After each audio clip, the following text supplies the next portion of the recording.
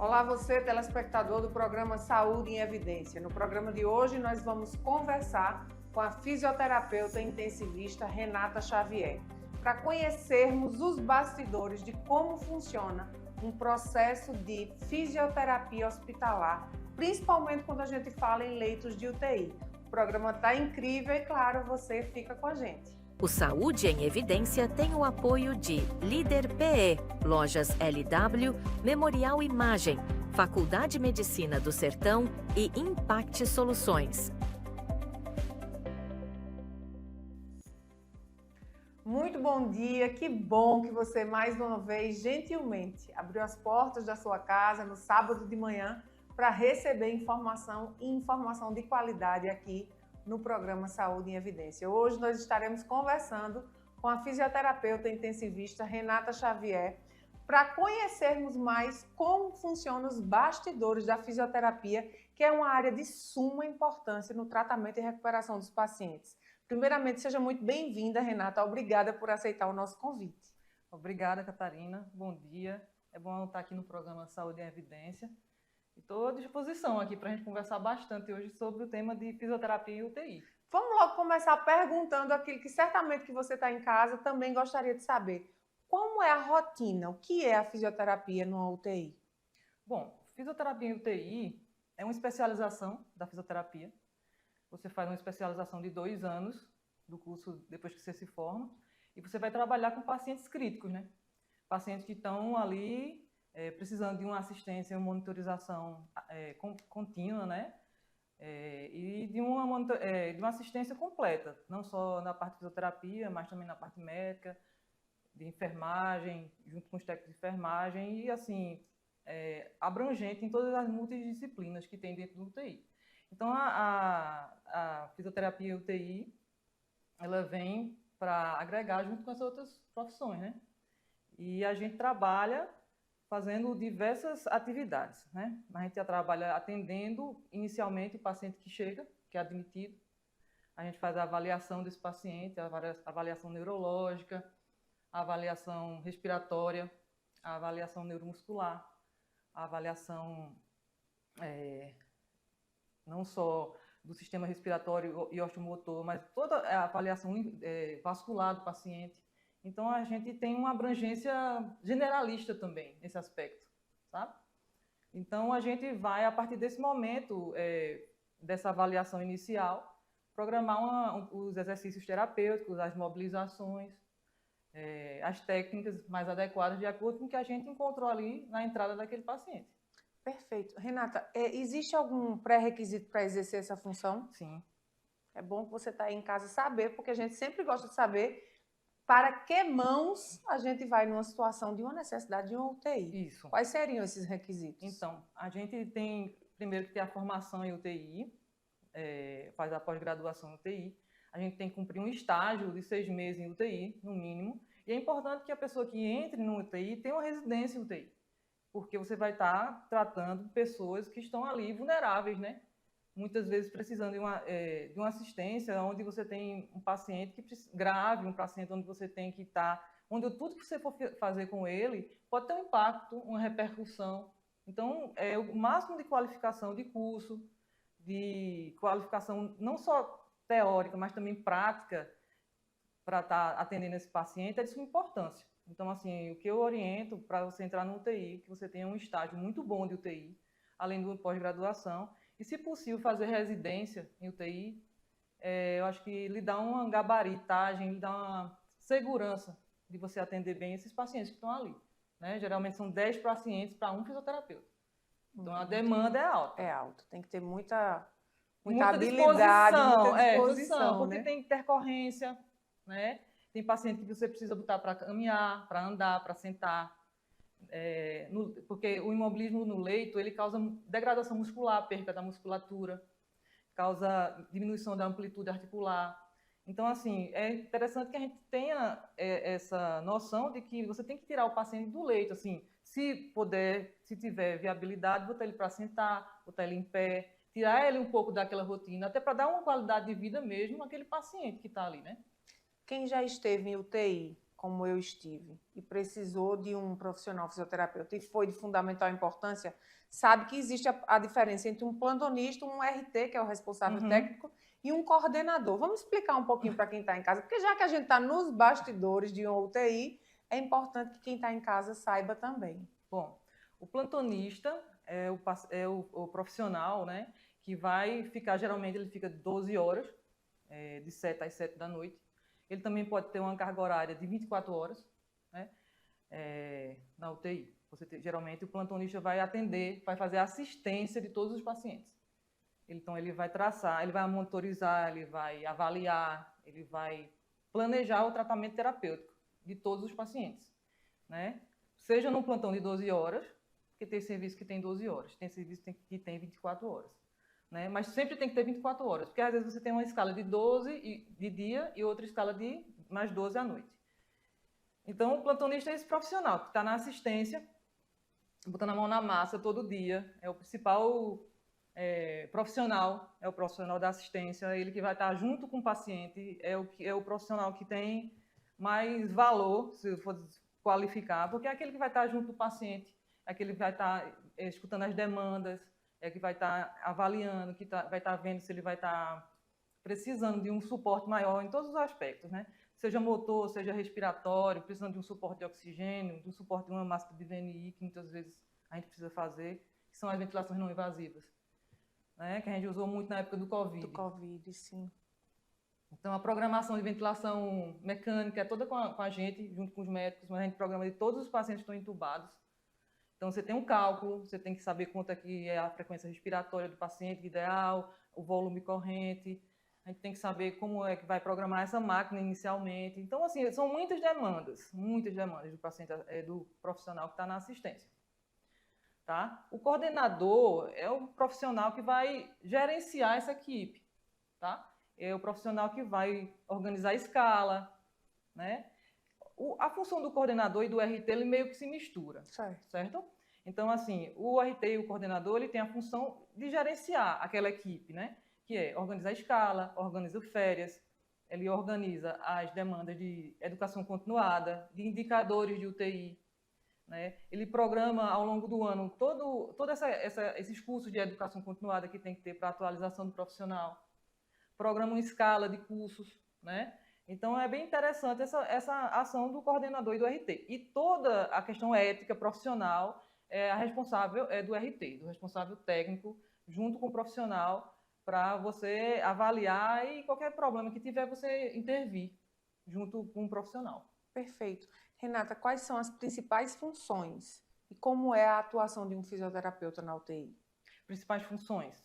Bom, inicialmente o fisioterapeuta ele avalia o paciente, ele avalia não só uma forma, assim, vamos dizer, clínica, mas ele avalia também uma forma cinético-funcional.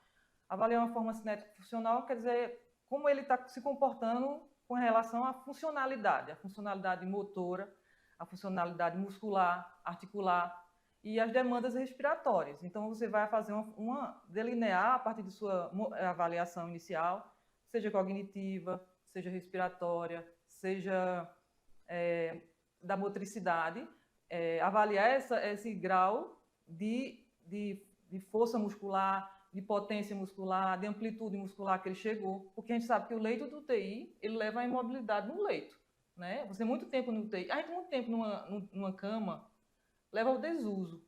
Sim. Leva à perda da musculatura.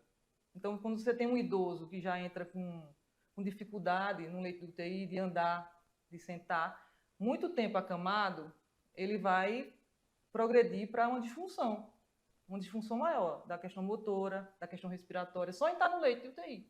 Porque às vezes precisa de restrição, né, no leito. Às vezes está sedado o paciente, às vezes está bloqueado. Então, esse mobilismo no leito, ele leva a essa degradação muscular. E assim, o fisioterapeuta vai intervir justamente nesse momento, né, que vai fazer com que a mobilização precoce desse paciente.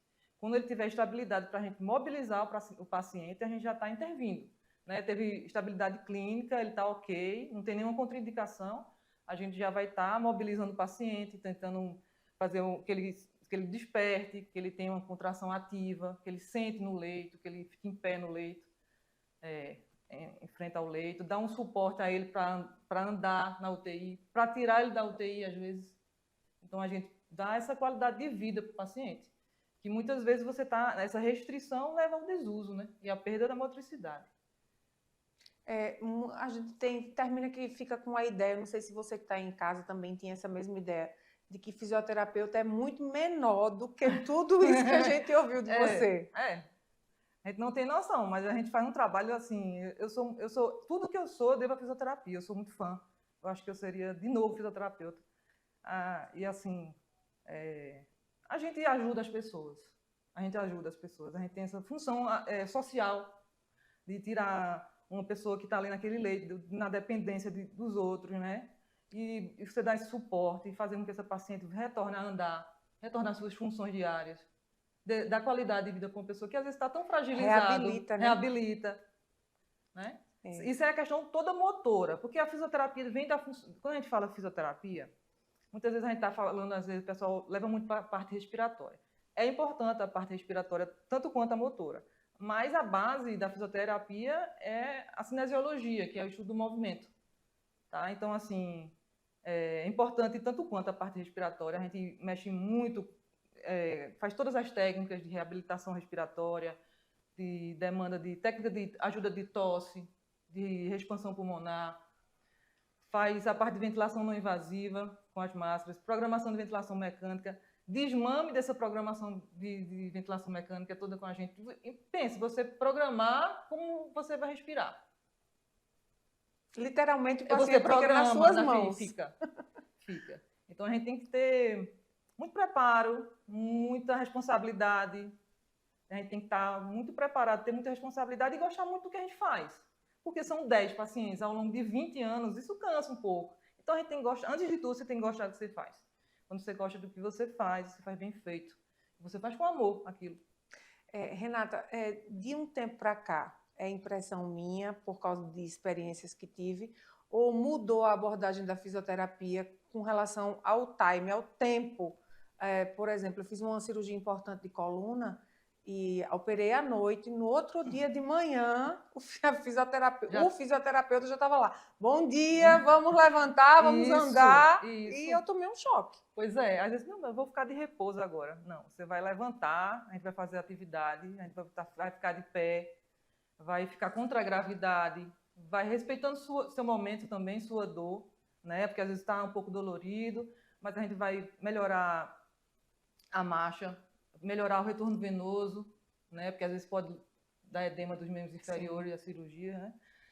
E assim, a gente já vai estimulando para não ter trombose, para melhorar o retorno venoso, bombeamento tibial-tássico, postura contra a gravidade, fortalecimento dos membros inferiores, dos membros superiores. Para quê? Para você não perder força.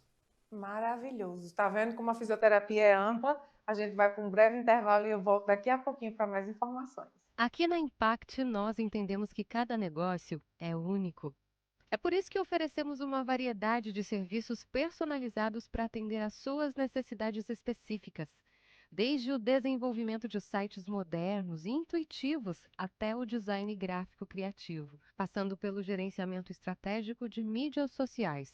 Também contamos com uma consultoria dedicada a fornecer soluções estratégicas em finanças, gestão de dados e logística para empresas de todos os portes.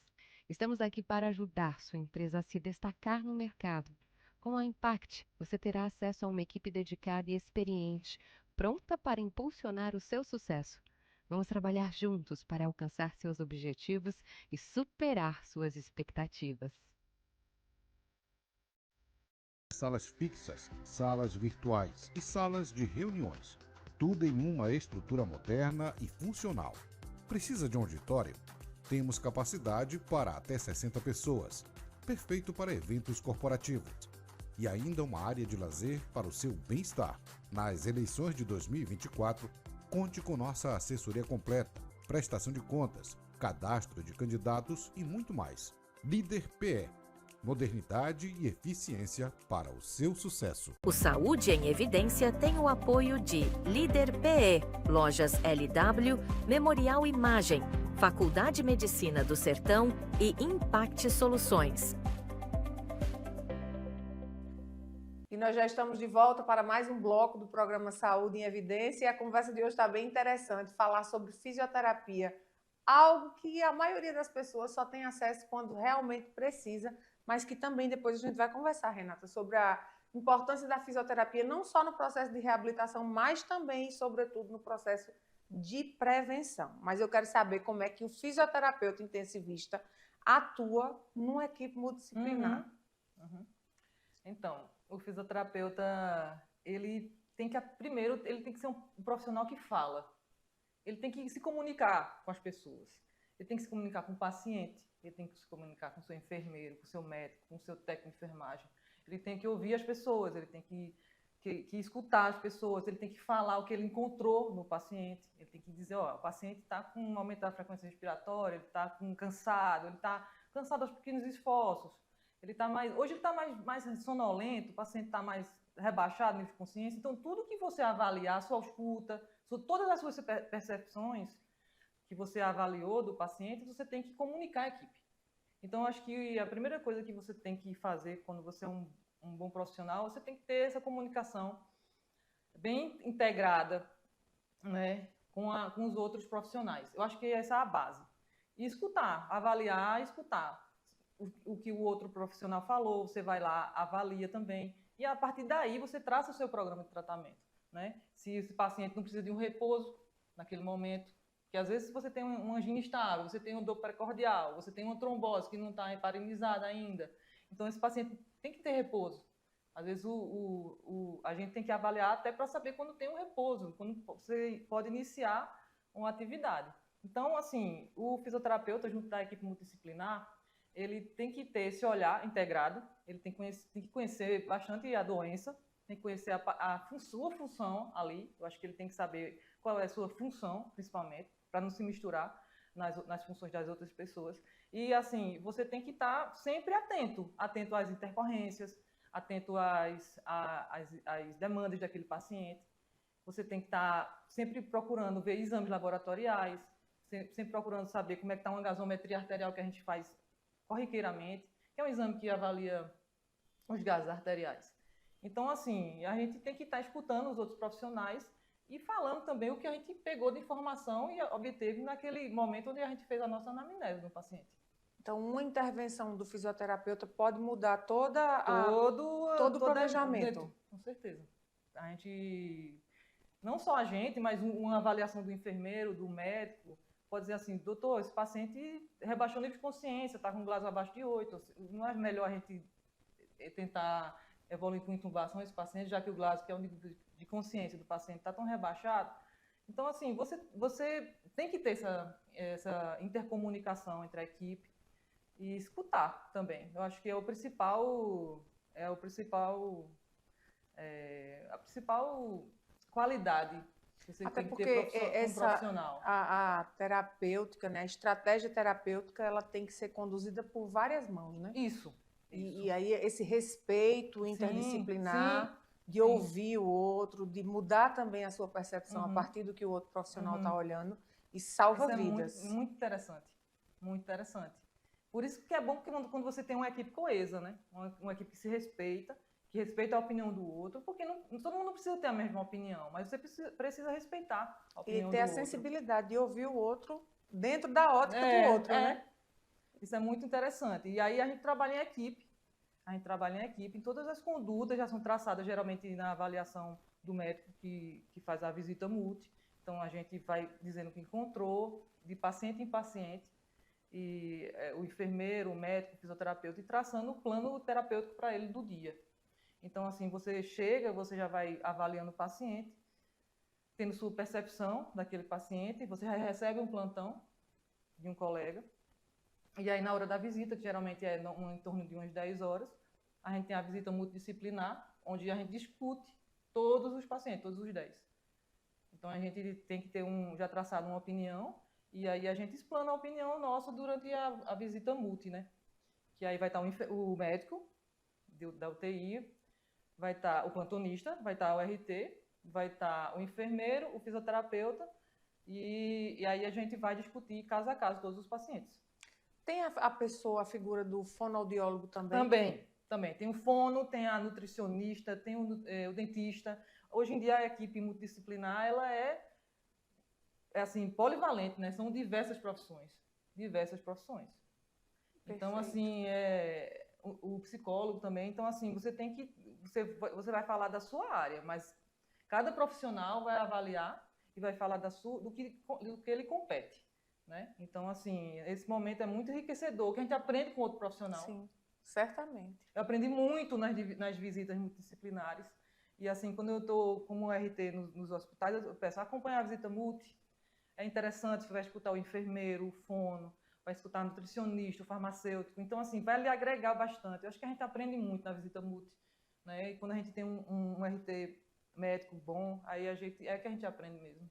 Com certeza. Hoje, diante aí dessa temporada, nessa caminhada já extensa que você tem dentro da fisioterapia intensivista, se você pudesse elencar as 3 maiores qualidades de um fisioterapeuta intensivista, quais seriam? Ele tem que ser estudioso, ele tem que ser competente e ele tem que ser humano. Eu acho que são as 3 qualidades que você tem que ter para ser um bom profissional. Com essas 3 qualidades de trabalho, você chega longe, você vai conseguir o que você pretende com essa profissão. Você falou numa coisa que é muito importante, porque de umas décadas para cá, talvez de 2 décadas para cá, até os slogans dos grandes centros médicos hospitalares, né, das capitais, usou muito isso, né? O cuidado humanizado. Para quem está em casa e talvez não tenha ouvido isso ou não saiba o que é esse cuidado humanizado, explica para os nossos telespectadores, Renata, qual a importância de um serviço humanizado. Bom, o serviço humanizado é de suma importância, né? Uma vez que você tem que escutar o paciente, né? Ele é a principal figura, não sou eu, não é o médico, não é nenhuma pessoa da equipe multi. A principal figura no leito de UTI é o paciente.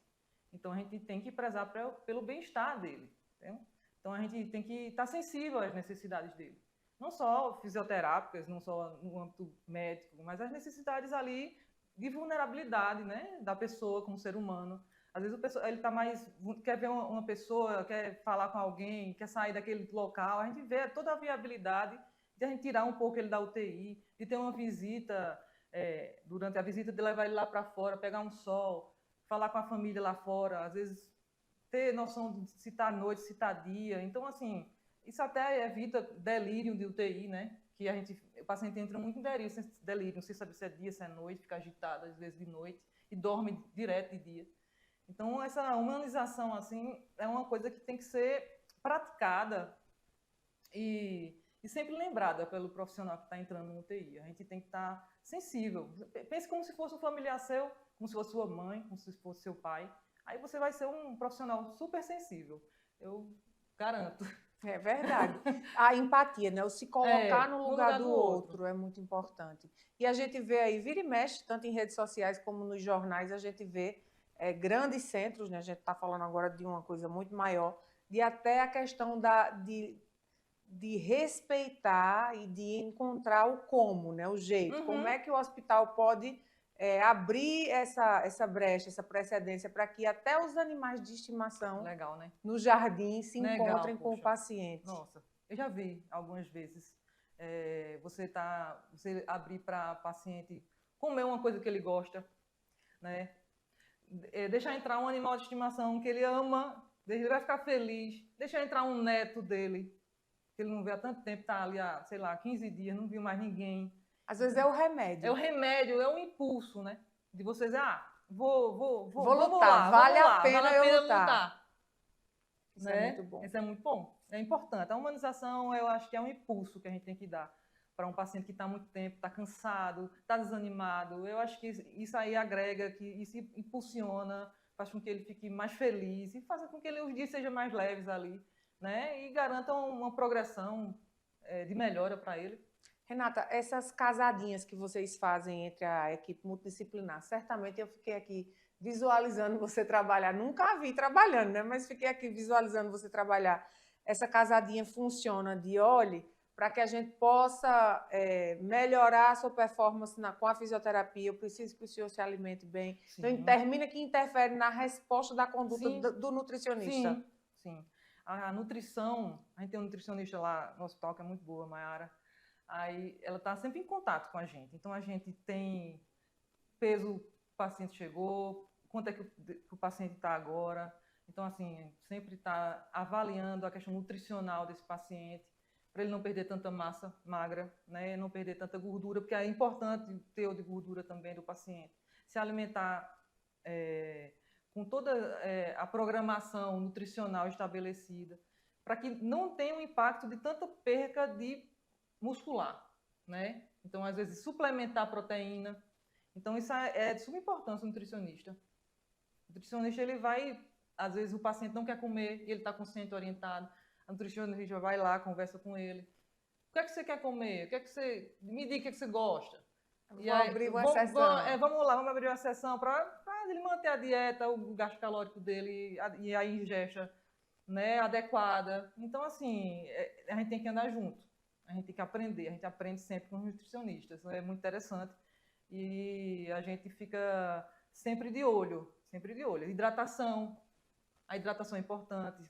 Quanto é que tem que de hidratação, até não hidratar tanto. Tem paciente que não pode hidratar e tem paciente que precisa hidratar. Então, assim, toda essa demanda aí nutricional, de ingestão de líquido, tudo é monitorizado, tudo isso. Chamar o paciente pelo nome faz Importante, diferença? importante. Quando a gente chama alguém pelo nome, a gente tá sendo empático com ele. A gente está se aproxima dele, né? A gente gera uma empatia quando a gente chama alguém pelo nome. A gente se importa com ele. A gente não chama de leito 1, leito 2. Né? Tem nome, né? Tem nome. Tem Renata e Catarina. Isso é muito É importante.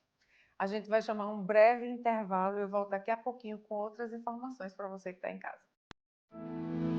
O Memorial Imagem está dentro do Hospital Memorial Arco Verde, o que lhe proporciona a segurança de um ambiente hospitalar, além de contar com vários serviços num só lugar: tomografia computadorizada, mamografia, ultrassonografia e raio-x. Os equipamentos possuem uma alta resolução e agora também com um novo tomógrafo de última geração e potência elevada.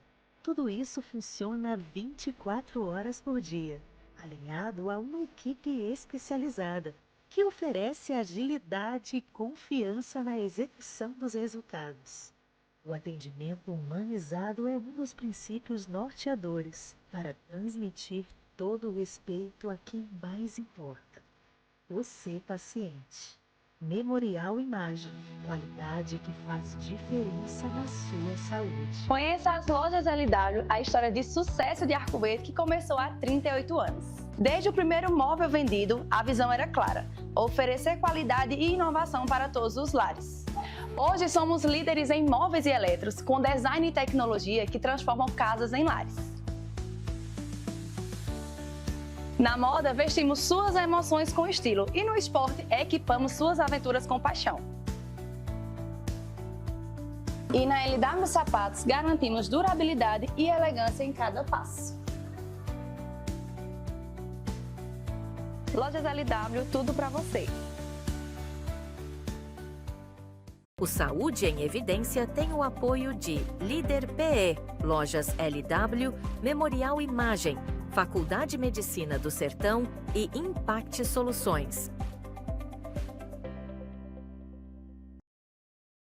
Estamos de volta para mais um bloco aqui do programa Saúde em Evidência e que bom, quero lhe agradecer por mais uma vez, todos os sábados você está aqui conosco. Audiência muito importante. Doutora Renata, quais são os principais recursos e técnicas de intervenção no leito de UTI? Bom, Catarina, a gente tem um leque imenso de recursos, tá? A gente tem recursos na área de respiratória e a gente tem recursos na área de assistência motora, né? A gente denomina assim. Na questão respiratória, a gente tem todas as técnicas de reexpansão pulmonar, né? As técnicas que ajudam a tossir, que melhoram a expectoração. As técnicas que melhoram a reexpansão pulmonar, né? Que é onde a gente usa a inspiração profunda, trabalhando na capacidade residual funcional do paciente. Né? A gente vai pedir para o paciente sempre reexpandir o pulmão o máximo que ele consegue, depois soprar. Tem todo um leque de técnicas. As técnicas expansivas, desobstrutivas, né? As técnicas que você pode usar com o ventilador mecânico, seja para desobstrução ou expansão também. A gente pode usar aquela máquina para fazer técnica, entendeu? Então, assim, a gente pode usar aquele recurso terapêutico, ventilatório que está sendo usado com o paciente para melhorar a expectoração dele, para melhorar a oxigenação e para melhorar e para proteger também, porque a gente tem que proteger quando a gente ventila o paciente. Então, são várias técnicas na parte respiratória. Então, a gente vai usar esse gabarito aí de técnicas e recursos terapêuticos em prol da necessidade específica e individualizada de cada paciente. Então, se um paciente precisa de oxigenação, a gente vai suplementar oxigênio, vai fazer as técnicas de expansivas, vai fazer técnica com EPAP, com PIP, com esforço expiratório para melhorar a expansão. Se ele precisa de técnica que melhora a expectoração, aí você vai fazer técnicas que aumentam a aceleração do fluxo expiratório, com o aumento da tosse, com o aumento da potência da tosse, né? Se você precisa de um paciente que precise de um alívio do desconforto respiratório, a gente pode estimular o diafragma, fazer com que ele às vezes a ansiedade aumenta a frequência respiratória, então ele se concentrar mais na respiração, fazer com que ele comece a respirar mais usando a parte de baixo aqui, que é o diafragma, e ele se concentre, ele consiga sair às vezes de um desconforto respiratório, né, com uma concentração melhor de respiração, de consciência de respiração. Então, assim, isso aí é a parte respiratória, né? Além de todos os recursos que você pode fazer com o ventilador mecânico. O ventilador mecânico a gente pode usar inúmeros recursos. Recursos para aumentar o fluxo respiratório, aumentar a tosse, aumentar a oxigenação do paciente e, ao mesmo tempo, proteger esse pulmão, né? Porque a gente não pode dar nem muita pressão, nem pressão a menos, tem que ser tudo adequado da parte respiratória. E da parte motora, a gente vai usar os exercícios. O principal da parte motora é você tirar o paciente do leito. Botar ele sentado no leito, botar ele sentado na poltrona, botar ele em pé, fortalecer membros inferiores com exercício ativo, com exercício resistido, com exercício contra a gravidade, coloca ele para caminhar, deambulação. Deambulação é um dos principais exercícios que você pode implementar para o paciente, fortalecer o quadríceps, fortalecer membros inferiores com peso, sempre na segurança, né? Sempre de forma segura, mas visando tirar o paciente daquela condição e individualizando cada técnica em prol do que ele precisa naquele momento. É lógico que a gente está falando dentro de uma ótica intensivista, mas quando esse paciente ele sai da UTI e vai para o quarto, como é que funciona essa transição? Bom, interessante, muito boa a pergunta. Geralmente, a gente avalia se houve perca funcional desse paciente, se esse paciente entrou andando e sentando só, e se esse paciente não consegue mais fazer isso, né? Então, assim, o interessante é que a gente não tenha perca funcional, tá?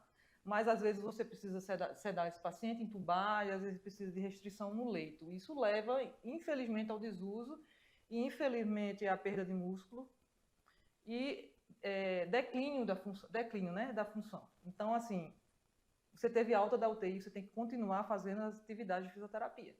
Você tem que, no seu quarto, onde você estiver, colocar o paciente sentado, colocar o paciente em pé, fazendo as atividades, ele vai estar com estabilidade clínica maior. Então, assim, você já pode fazer exercícios com mais grau de dificuldade, exercício com mais grau de peso, botar ele para andar umas distâncias maiores, fazer um exercício conjugado, respiratório e motor ao mesmo tempo. Essa progressão é uma progressão que tem que ir até a academia, vamos dizer assim, né? Ele tem que ir melhorando, restaurando a força, restaurando a sua amplitude de movimento, o seu equilíbrio, que muitas vezes você perde o equilíbrio. Muitas vezes você deitado muito tempo no leito, você fica sentado e você fica tonto. Então, assim, você reestruturar o equilíbrio, restabelecer toda essa questão motora, de motricidade fina, motricidade grossa, né? Quando você pega alguma coisa para escrever, motricidade fina. Para pegar um copo de água aqui, é motricidade mais grossa. Então, assim, você vai trabalhar toda a motricidade em todos os âmbitos e, quando tiver alta, continua. Se precisar de fisioterapia numa clínica, vai para a clínica. Se já puder ir para uma academia, fazer atividade muscular com mais carga de força e peso, continuar. Fazer uma pergunta que eu sei que vai mexer com você agora. Nessa sua caminhada aí, né, profissional, como fisioterapeuta e, sobretudo, como fisioterapeuta intensivista, certamente você já se deparou com situações muito chocantes, né, tocantes, sensíveis, a palavra certa. Tem algum caso, claro, preservando o nome e a situação, mas tem algum caso que você sabe que você pode olhar assim e dizer assim, uau, o meu papel como fisioterapeuta foi feito. Foi feito. Que bom que foi feito. Bom, eu acho que tem um caso interessante. Foi durante a pandemia Covid-19, acho que era de 2020 por aí, e a gente estava com um paciente que tinha sido acometido pelo Covid, e ele estava com aquele pulmão, né, todo comprometido, vidro fosco, usando oxigênio, a máscara reservatório 15 litros, hipoxêmico, cansado, e a gente chegava todos os dias lá, né, com máscara de VNI para fazer fisioterapia, colocar o paciente na máscara pressurizado, e ele estava lá mais de 10 dias já, estava cansado, já estava em perca de massa muscular, mas ele estava numa melhora, né? Ele estava ascendendo, ele estava melhorando. E aí, nesse dia, a gente fez a visita multi com os outros profissionais e a gente decidiu que ele não precisava fazer mais a máscara de ventilação não invasiva, que ele fazia 2 horas de manhã, 2 horas de tarde e 2 horas à noite. A gente colocava nele, ele ficava pressurizado, com oxigênio e com gás, né? Pressurizando ele, para melhorar a expansão. E aí, nesse dia, foi muito bonito, que aí a gente decidiu que ele não precisava mais. Aí ele tinha tomado café, ele estava sem oxigênio, já tinha desmamado, a oxigênio terapia já estava bem reduzida, já estava num catéter. Aí eu falei com ele, bom dia. Aí ele disse, bom dia. Eu disse, vamos fazer hoje, né, a máscara? Aí eu disse, não, o senhor não vai fazer mais não, não precisa mais não. Eita. Aí ele chorou. Sim. Aí eu fiquei emocionada, eu acho que nesse dia assim foi bem bacana. Ainda quando eu falo, que ele chorou, me deu vontade de chorar também. Então, assim, meu papel foi cumprido como profissional. Isso é muito bom. É muito interessante, é muito bom. Acho que compensa tudo, sabe? Compensa o esforço, compensa muito... É porque você se compromete, né? E nesse momento ele estava saindo daquela situação. Mais para frente ele teve alta. E aí a gente fez o nosso papel social, como profissional, que é tirar aquele paciente daquela situação e voltar para os seus familiares. Acho que nesse momento aí, quando ele caiu a ficha dele, ele entendeu que não ia precisar fazer VNI, que são as ventilações não invasivas. Eu acho que ele entendeu que ele ia ter alta, ele ia ficar bem. Acho que foi isso. O fôlego não foi só do pulmão, foi o fôlego de vida mesmo, né? De esperançar. Isso é muito bom. Renova-se a esperança, né? E foi muito interessante. O Covid me amadureceu muito como profissional e como pessoa também, porque a gente viu muito isso, entendeu? Espero que nunca mais volte, que eu não tenha mais nem estrutura para lidar com tantas... Porque foram momentos terríveis, assim. Só quem está dentro de um hospital com aquela demanda de pacientes entubados e a família, muita gente jovem. E assim, espero que nunca mais a gente precise passar por isso. Eu também espero, mas eu vou aproveitar a sua deixa, porque eu já tinha programado essa pergunta. Eu quero saber como é que foi a atuação na linha de frente da pandemia do Covid-19 e quais foram os benefícios da profissão. Uhum. Bom, eu acho que tudo que vem para o mal carrega um bem, né? Então, com a pandemia, a gente estava inicialmente, muito angustiado. A gente, como todo mundo, a gente não sabia o que a gente ia encontrar. Mas a gente é profissional de saúde, a gente é aqui a linha de frente, a gente aqui tem que estar na assistência. Então, assim, na época do Covid, a gente só tinha um UTI no hospital que eu trabalho, que é o Memorial. Na época da pandemia, a gente tinha 2 UTIs. Então, 2 UTIs com 10 leitos, praticamente. Então, era um UTI para pacientes que não tinham Covid e UTI para 10 leitos para o paciente que tinha Covid. Então, a gente dava assistência, eu fiquei na UTI Covid como assistência. Então, a gente atendia e a gente tinha que estudar. Como era uma coisa nova, a gente teve que dizer assim, por exemplo, é novo. Então, vamos ver o que está no mundo aí, como é que o pessoal já está ventilando esse pessoal, como é que ele já está tratando, o que é que a gente tem que fazer, qual o recurso que a gente tem que ter. A gente tem que ter ventilação não invasiva, vamos comprar as máscaras. vão ter que ter as máscaras, a gente tem que ter catéter de alto fluxo, que é outro tipo de oxigenoterapia. Então, a gente tem que ter os recursos. Então, assim, estudar os recursos novos, ver a melhor forma de ventilar o paciente, ver a máscara mais adequada para cada paciente. Então, a gente teve que estudar, a gente teve que botar a mão na massa e, ao mesmo tempo, estar pesquisando, estar estudando, estar lendo, estar se atualizando e para estar dando ao paciente o melhor recurso possível que a gente tinha, né? A gente estava ali para tirar ele daquela situação. Então, assim, eu dei o máximo que eu tinha como profissional. Entendeu?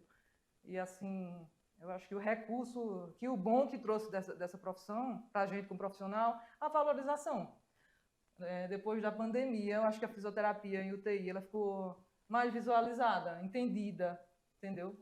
As pessoas começaram a entender que é importante ter o profissional lá, que é importante ter o profissional 24 horas, que o paciente intercorre 24 horas, não tem, é de manhã, vou intercorrer agora de manhã.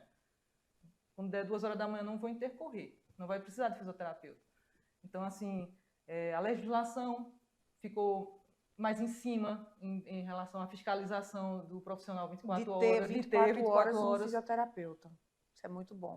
Então, a gente traz isso como benefício, né? Hoje em dia, eu trabalho não só no memorial, como também no regional. A gente tem 2 UTIs. A gente tinha um UTI de 6 leitos, onde a gente tem 2 UTIs, cada uma com 10 leitos. E cada uma com profissional, fisioterapeuta, cada um com sua escala, de 6 fisioterapeutas em cada UTI. Tem fisioterapeuta na vermelha, tem fisioterapeuta atendendo paciente nas clínicas. Então, assim, abriu o leque de possibilidade de contratação para esse profissional. Ele foi entendido que ele é necessário, entendeu? Então, assim, por uma questão não só de legislação, mas por uma questão de você ver a necessidade e ver como você tem a abordagem daquele profissional. Você muitas vezes tirar o paciente de um tubo, de uma necessidade de intubação. Quando você tinha fazia uma ventilação mecânica não invasiva, ou botava o paciente no catéter nasal de alto fluxo, evitando as intubações. Então, eu acho que é isso aí que a gente leva como um benefício para o profissional fisioterapeuta. Eu acho que leva essa questão de visualização social e ampliar, né, o seu horizonte dentro dos hospitais. Né? Onde você tinha um hospital com 3 fisioterapeutas, hoje você tem 6. Onde você tinha 6, você tem 21. Então, assim, isso é bom, isso é importante, isso faz com que a gente fique feliz, porque valoriza a nossa profissão. Perfeito. A gente vai precisar chamar um breve intervalo e daqui a pouquinho a gente continua a nossa conversa com a profissional fisioterapeuta intensivista Renata Xavier. Bem-vindo à Líder PE em Arco Verde, o seu espaço de negócios completo. Aqui você encontra locação de salas fixas, salas virtuais e salas de reuniões. Tudo em uma estrutura moderna e funcional. Precisa de um auditório? Temos capacidade para até 60 pessoas. Perfeito para eventos corporativos. E ainda uma área de lazer para o seu bem-estar. Nas eleições de 2024, conte com nossa assessoria completa, prestação de contas, cadastro de candidatos e muito mais. Líder PE. Modernidade e eficiência para o seu sucesso. Conheça as lojas LW, a história de sucesso de Arco Verde que começou há 38 anos. Desde o primeiro móvel vendido, a visão era clara: oferecer qualidade e inovação para todos os lares. Hoje somos líderes em móveis e eletros, com design e tecnologia que transformam casas em lares. Na moda, vestimos suas emoções com estilo e no esporte, equipamos suas aventuras com paixão. E na LW Sapatos, garantimos durabilidade e elegância em cada passo. Lojas LW, tudo para você. O Saúde em Evidência tem o apoio de Líder PE, Lojas LW, Memorial Imagem, Faculdade de Medicina do Sertão e Impact Soluções. Estamos de volta agora para mais um bloco e agora o último bloco, e vamos aproveitar, já que a gente está aqui com Renata conversando sobre a importância nessa questão social, da relevância social que o profissional fisioterapeuta teve durante a Covid-19, toda essa importância na comissão de frente, né? Nessa linha de frente, como a gente chama. Renata, foi um tema ainda que é delicado falar, você se emocionou várias vezes, mas é preciso falar, até porque tem pessoas que ficaram com muitas dúvidas, né? E como a gente está aqui enaltecendo o trabalho do profissional fisioterapeuta, explica para a gente, que é totalmente leigo, você que está em casa, eu também, como é que funcionou e como é que funciona, né? Tem casos que precisam ainda. Aquela questão das intervenções por ventilação. Bom, Catarina, quando o paciente precisa ser entubado, ele precisa proteger a via aérea dele ou melhorar a função pulmonar, né? Então, tem momentos que é necessária a intubação. Então, depois que intuba o paciente, a gente tem as funções de programação de ventilação mecânica, né? A gente programa, então tem que programar como é que você vai respirar. Então, eu programo seu volume corrente, sua frequência respiratória, né? Quantas vezes você vai respirar por minuto. Então, eu tenho que programar a fração inspirada de oxigênio, que é a quantidade de oxigênio que eu vou estar ofertando para você. E, além de programar esses parâmetros iniciais, eu tenho que proteger o pulmão. Então, eu tenho que estar sempre avaliando alguns detalhes, que são as pressões. Eu não posso passar de algumas pressões que são relevantes, né? Então, esse ajuste, ele é feito, e essa monitorização ela é feita constantemente. Esse ajuste e essa monitoração de proteção de ventilação mecânica também é feita constantemente. Então, esse paciente vai estar ventilando ali com o ventilador mecânico e essa programação inicial vai ser feita. E ao longo da melhora dele, ela vai sendo diminuída esse suporte. Então, eu vou diminuindo as pressões, diminuindo a fração de oxigênio, né? Então, ele está melhorando a troca gasosa. Eu vou melhorando, tirando dos modos mais controlados e colocando o paciente para ventilar no modo mais espontâneo. E junto com o despertar desse paciente, né, que é quando a gente reduz as sedações, a gente, em conjunto, conversa e avalia a possibilidade desse paciente sair dessa ventilação mecânica. Então, se ele já estiver melhor, a doença já estiver melhorado, assim, a parte clínica, a parte de troca gasosa e toda a função respiratória restabelecida ou cognitiva. E aí a gente pode programar para fazer os testes de respiração espontânea, que é quando a gente bota o paciente para respirar sozinho, praticamente sem nenhum suporte. E estando tudo ok, e a gente consegue fazer a extubação, que é a retirada do tubo, né? E aí a gente cessa a ventilação mecânica desse paciente. Então, é um processo de desmame dessa ventilação mecânica. Então, vai ter que haver a melhora clínica do paciente, e com a melhora clínica do paciente, a gente vai desmamando esse suporte ventilatório do paciente. Então, anda concomitantemente. Eu fiquei curiosa, prestando atenção em você falar. Existe também a figura do fisioterapeuta em pronto-socorro. Como é que funciona? Tá. Porque a gente falou muito em UTI, vermelha, né? A área vermelha você falou. A área vermelha tem como ventilador mecânico. A área vermelha tem ventilador. Infelizmente, o conselho ele não tem lei que obrigue ter o fisioterapeuta na área vermelha. Mas como a necessidade e a gente tem esse manejo muito íntimo com o ventilador, a gente tem escala no regional. A gente tem uma escala de plantonistas fisioterapeutas na vermelha. E sempre tem um fisioterapeuta dando suporte lá. Então, tem um profissional para fazer a parte inicial de ventilação mecânica invasiva e não invasiva. Porque a não invasiva são com as máscaras. Então, a gente está lá também, na assistência. Uma rotina bem... tem equipe. E aí entubando, chegando alguém sempre em necessidade de estar entubando, necessidade de estar fazendo ventilação mecânica, necessidade de estar fazendo suporte de oxigênio, né? E isso é constante, a programação é constante, e às vezes se conseguir já ir desmamando o ventilador, dependendo do que for o problema, às vezes é um edema agudo de pulmão, você já pode ir desmamando lá mesmo na vermelha. E é por isso que é interessante, porque às vezes você não tem vaga na UTI. E se você tiver fisioterapeuta na vermelha, você já pode ir desmamando o ventilador mecânico. Se o quadro que levou à insuficiência já tiver resolvido, você já pode ir programando o ventilador para dar menos suporte e dependência do paciente. Então, assim, quando ele chegar na UTI, ele já vai estar Estabilizado. já e com menos necessidade de ventilação. É bem estratégico, inclusive, né? Então, É muito importante. É bom que revejam aí essa legislação. Toda a área vermelha tem ventilador mecânico e é necessário fisioterapeuta. Que bom.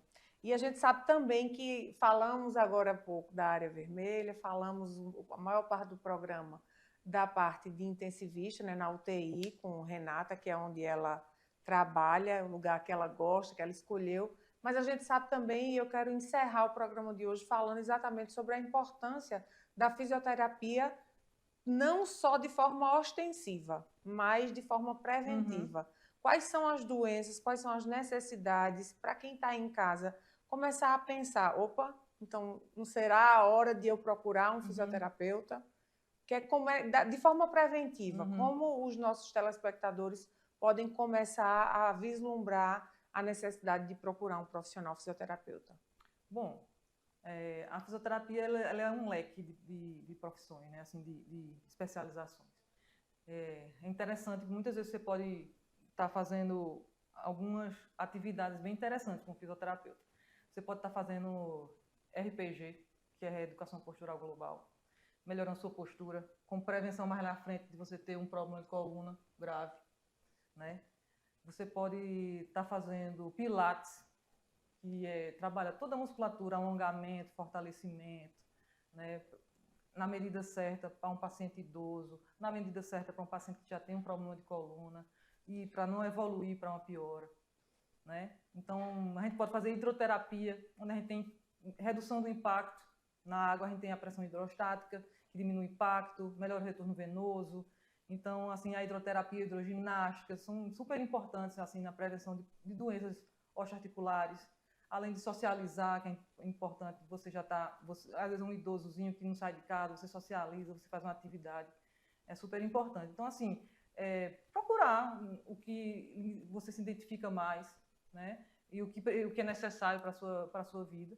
Mas a fisioterapia estética, né? Às vezes você está com um problema estético, drenagem linfática, às vezes uma massagem de alongamento, é um leque de opções que você pode ter. Então, assim, restabelecer sua postura, restabelecer sua funcionalidade, antes que evolua para um problema maior.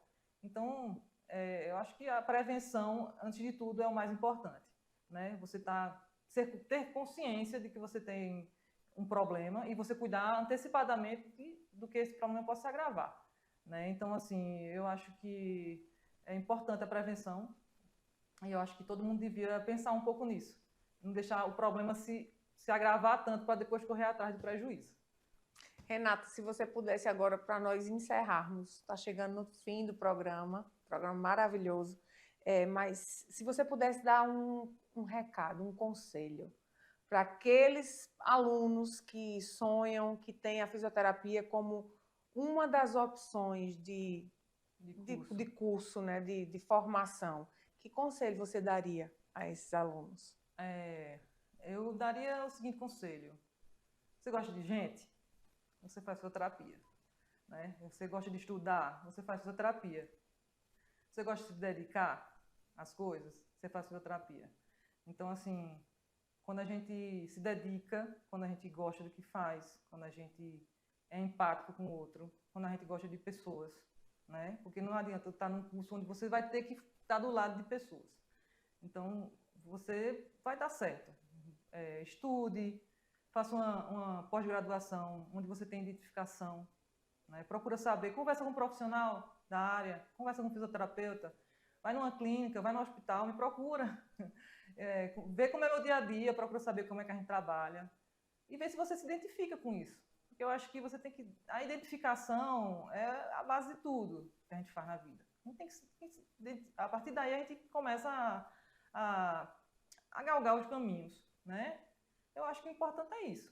E depois muito estudo, faz uma pós-graduação, faz uma residência, e aí os caminhos vão se abrindo para a gente.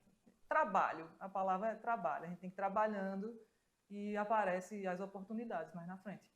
Amando o que você faz. Mais uma vez eu quero agradecer, Renata, a sua disponibilidade de estar aqui conosco. Muito obrigada pela sua participação. Foi de fundamental importância. Enriqueceu muito o nosso sábado. Gostamos de falar de saúde, amamos conhecer os bastidores de uma UTI intensivista pelo profissional, pela ótica do profissional fisioterapeuta. Seja muito bem-vinda sempre aqui. Obrigada. Obrigada. E agradecer também, claro, mais uma vez ao Hospital Memorial Arco Verde, que cedeu a fisioterapeuta Renata Xavier para estar aqui conosco. Sábado que vem a gente tem encontro marcado pontualmente às 10 horas.